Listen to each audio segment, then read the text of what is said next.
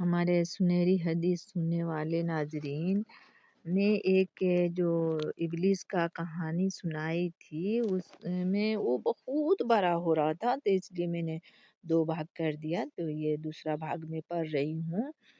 تو ویڈیو پر بنے رہیں، بہت آگے بھی دلچسپ کہانی ہے، اسی میں کا دوسرا پارٹ ہے۔ تو شروع کرتی ہوں۔ ہندوؤں کے یہاں ان کے مذہب میں 3 بھگوان مانے گئے ہیں، برہما، وشنو اور شیو شنکر۔ اسی طرح عیسائیوں کے بھی 3 گاڈ ہیں، گاڈ دی فادر مقدس باپ، گاڈ دی سن مقدس بیٹا عیسیٰ علیہ السلام، اور گاڈ دی ہولی گوسٹ مقدس روح۔ مسلمانوں کا خدا ایک ہے اور شیطان بھی ایک ہے، البتہ شیطان کے شیطانوی 3 ہے۔ یہ تینوں شیطانوی آپ کو سعودی عرب میں مینا کے میدان میں کھڑے ہوئے نظر آتے ہیں۔ ان میں ایک شیطانوا بڑا ہے، ایک چھوٹا اور ایک درمیانی ہے۔ انہیں حاجی لوگ زمرہ کہتے ہیں۔ یہ تینوں زمرے یا شیطانوی بہت سیدھے اور بڑے باوصول معلوم ہوتے ہیں۔ حاجیوں کی ماری ہوئی شرعی کنکریوں کی چوٹ کو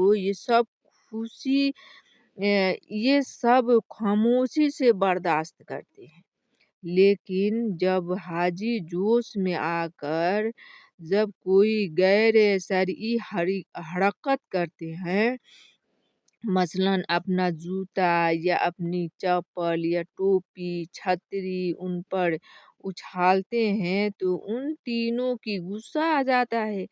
چنانچہ یہ سب مل کر ان نادان حاجیوں کو بہت زور کا دھکا دیتے ہیں۔ مثال مشہور ہے کہ گیہوں کے ساتھ گھن بھی پیس جاتے ہیں۔ اس لیے چند نادان حاجیوں کی غلطی کی وجہ سے ہر سال سینکڑوں معصوم حاجی دھکے کھا کر کچل جاتے ہیں اور اس کے حج کے بہت سی ارکان ادا ہونے سے رہ جاتی ہے۔ حدیث کی کتابوں میں لکھا ہے کہ اذان کے پاک الفاظ سن کر شیطان گھبراتا ہے اور ادھر ادھر بھاگ جاتا ہے۔ غالباً اس لیے آج کل مسلمانوں میں کئی لاؤڈ اسپیکر لگائے جاتے ہیں تاکہ بلند آواز سے اللہ و رسول کا نام لے کر شیطان کو ڈرایا جائے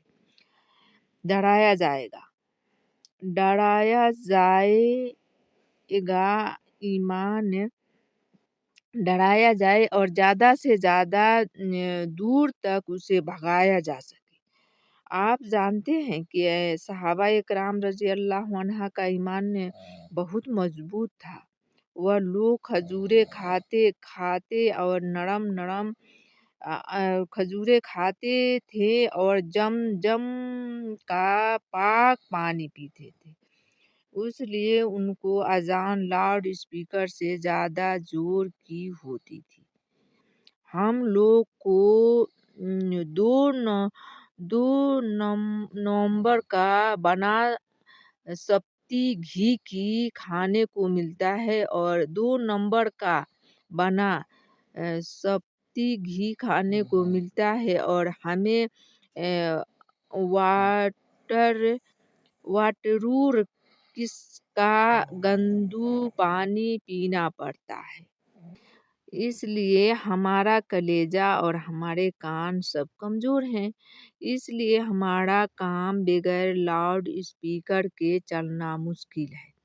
حدیث میں جس اذان کا ذکر ہے وہ حضرت بلال رضی اللہ عنہ اور دوسرے صحابہ رضی اللہ عنہ کی اذان تھی۔ اسے سن کر واقعی شیطان بھاگ جاتا تھا۔ ہم لوگ لاؤڈ اسپیکر سے جو اذان دیتے ہیں اس میں اذان کی خصوصیت کم اور شوریہ موسیقی کا رس زیادہ ہوتا ہے جو شیطان کی پسندیدہ چیز ہے۔ اس لیے آج کل کی لاؤڈ اذان سن کر شیطان بھاگتا نہیں بلکہ الٹا اور مسجد کے اندر گھس آتا ہے۔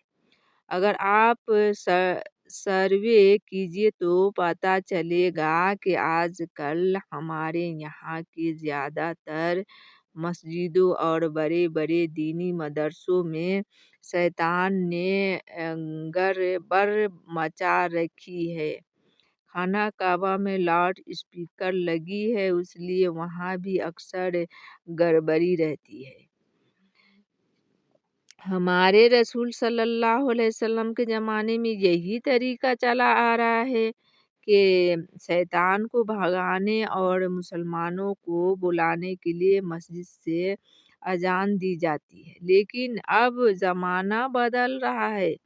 آج کل کے ذمہ دار مسلمان خود سے مسجد بند کر کے بیٹھ جاتے ہیں اور کہتے ہیں کہ پرانا طریقہ نہیں چلے گا، اب پہلے شیطان کو لڑائی و ڈنکا کر کے بھگاؤ پھر بعد میں جماعت کی جائے گی اور مسجد کھولی جائے گی۔ یعنی مسلمانوں کو خود احساس ہو گیا ہے کہ ان کی اذان غیر مؤثر ہو گئی ہے اور اس سے شیطان بھاگتا نہیں ہے، لہذا اسے بھگانے کے لیے کوئی اور دوسرا طریقہ اختیار کرنے کی ضرورت ہے۔ اور دوسرا بہتر طریقہ جو لوگوں کی سمجھ میں آیا وہ یہی ہے کہ اپنے دکان بند کر دو اور مسجد کو بھی بند کر دو۔ جب شیطان دیکھے گا کہ مسجد بند کر کے جہاد کا عجیب طریقہ ایجاد کیا گیا ہے تو وہ گھبرا کر مسلمانوں کو ان کے حال پر چھوڑ دے گا۔ سچ بات یہ ہے کہ اس شیطانوی نے آج کل مسلمانوں کو اس قدر پریشان کر رکھا ہے کہ ان کی کچھ سمجھ میں نہیں آ رہا ہے کہ وہ کیا کرے۔ حیران ہوں کہ روؤں یا پیٹوں جگر کو میں غالب کرے۔ آج کل کے مسلمان کبھی ایک مسجد کا تالا کھلواتے ہیں تو دوسرے مسجد میں وہ خود تالا ڈال دیتے ہیں۔ کبھی وہ اتحاد کا نعرہ لگاتے ہیں، کبھی گھبرا کر وہ اپنا روزہ توڑ ڈالتے ہیں، کبھی وہ اپنے پرسنل لا کی حفاظت کرنے لگتے ہیں، کبھی انہیں چاند نظر نہیں آتا، کبھی ان کا قرآن خطرے میں پڑتا ہے، کبھی ان کی شریعت اور کبھی وہ خود خطرے میں پڑ جاتے ہیں۔ اس کی کیا وجہ ہے کہ شیطان کا نزلے اور اللہ میاں کا برق ہمیشہ مسلمانوں پر ہی گرتی ہے؟ اس سوال کا یہ جواب سمجھ میں آتا ہے کہ آج کل کے مسلمان اللہ کی رسی میں ایک ہاتھ سے لٹکے ہوئے ہیں اور دوسرے ہاتھ میں انہوں نے اپنے پسند کے قائد اور دنیاوی چیزیں پکڑ رکھی ہیں، چنانچہ شیطان کو انہیں پھیرنے اور گدگدانے کا موقع ملا ہوا ہے۔ ہمارے اللہ میاں رب العالمین ہیں لیکن ہم لوگوں نے انہیں رب المسلمین سمجھ رکھا ہے۔ اللہ کے یہاں انصاف ہوتا ہے، کسی کو طرفداری نہیں کی جاتی ہے۔ اللہ میاں اپنے ہر مخلوق کا خیال کرتے ہیں، انہوں نے ہر مخلوق کے حقوق اس کے اختیار اختیارات اور اس کی قسمت سے متعلق قاعدہ و قوانین بنا کر رکھے ہیں۔ لہذا جب تک کہ مسلمان صحیح علم حاصل نہیں کریں گے، اپنے تنگ نظری دور نہیں کریں گے، اپنے میں موجود غرور تکبر کو دور نہیں کریں گے اور اپنے مدد آپ نہیں کریں گے، وہ شیطان کو کبھی پچھاڑ نہ سکیں گے۔ یہ کتنی افسوس اور شرم کی بات ہے کہ ایک اکیلا شیطان تقریباً 80 کروڑ مسلمانوں کو پریشان کیے ہوئے ہے۔ اللہ اکبر۔ یہ نہایت خوشی کی بات ہے کہ حضرت مولانا شاہ محمد الیاس صاحب رحمۃ اللہ علیہ نے 6 آسمانی دواؤں کی مدد سے مسلمانوں کی موجودہ پستی و پریشانی کا واحد علاج تجویز کیا ہے۔ تبلیغی جماعت کے لوگ ان روحانی دواؤں کا عام طور پر 40 دن کا کورس پورا کرتے ہیں۔ لاکھوں لوگوں کو اس واحد علاج سے روزانہ فائدہ پہنچا رہا ہے۔ اگر آپ کے مزاج کو سوٹ کرے تو آپ بھی اس روحانی علاج سے فائدہ اٹھا کر اپنے کو شیطان سے پیچھا سکتے ہیں، یا آپ خود بھی کوئی روحانی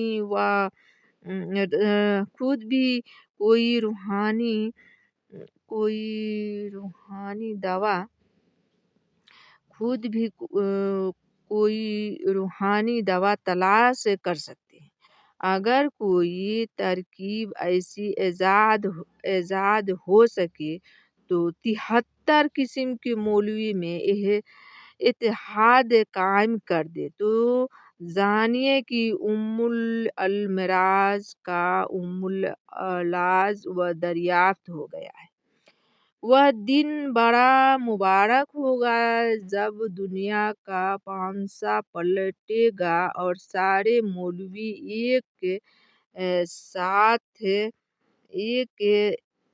ایک ساتھ مل کر اس شیطانی کی چپتے لگائیں گے۔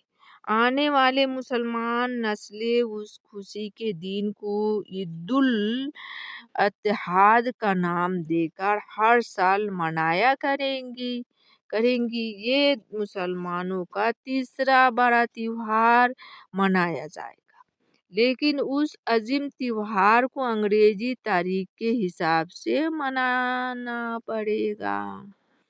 چاند کے حساب سے منانے پر مسلمانوں میں پھر سے پھوٹ پڑ جانے کا خطرہ لاحق رہے گا۔ جب سے امریکی خلا بازوں کے ناپاک قدم چاند پر پڑی ہے، چاند بھی شیطانی کرنے لگا ہے۔ آئے دن مسلمانوں کو پریشان کرتا رہتا ہے، گویا ایک شیطنواں اور تیار ہو رہا ہے۔ ایسا معلوم ہوتا ہے کہ چاند اور سورج ہی قیامت سے پہلے یاجوج و ماجوج بن جائیں گے اور سب کو خوب پریشان کریں گے۔ کسی کا غم کیجیے اور کس کا غم کیجیے اور کس کو روویں، آرام بڑی چیز ہے، منہ ڈھک کر سوئیں۔